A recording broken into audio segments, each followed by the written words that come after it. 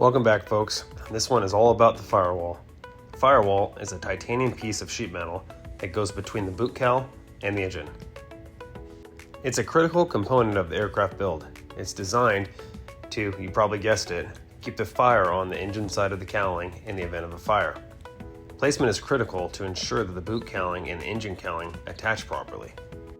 I was really worried about this part of the build before getting my kit, but luckily, in one of the recent upgrades, Bearhawk pre-drilled holes for the AN6 bolts that run through the firewall to attach the engine mount.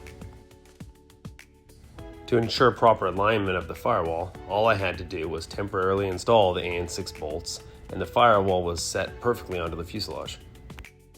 The firewall is attached to the steel tabs with 9 nut plates. First, we used a K1000 nut plate as a template to mark the location of the pilot holes, and then center punched a mark on the tabs. We used a number 40 drill bit to create the pilot holes in the tabs, and then back drilled the holes in the firewall using a wooden block as backer for support. We installed clecos as we went. We then upsized the holes to a number 30 and to a final size of a number 28 to fit the dimple in the nut plate.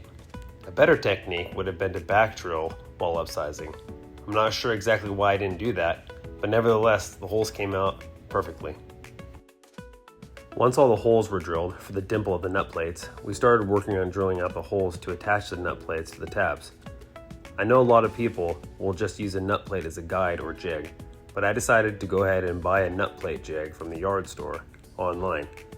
This $25 tool was worth 10 times that in my opinion. The amount of time it saves and the quality of holes it makes is worth every penny. The jig we used was specifically sized for a number 6 nut plate. Once all the holes were drilled, we deburred both sides of all the holes. After deburring, we countersunk all the number 40 holes using a microstop. This took a little trial and error to find the exact depth to countersink, but the microstop made quick work of it.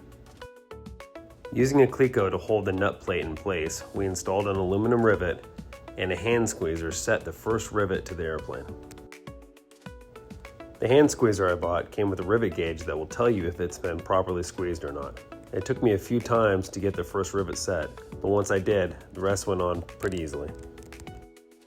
With all 9 nut plates set to the frame, we went ahead and deburred both sides of the titanium firewall. The firewall attaches with number 6 screws and washers. It should be noted that the installation of my firewall was far easier than that of some of the older kits. This was a much appreciated upgrade to the kit and one I'm very grateful for. Well, that's the installation of the firewall. Hope you enjoyed the video and we'll see you next time.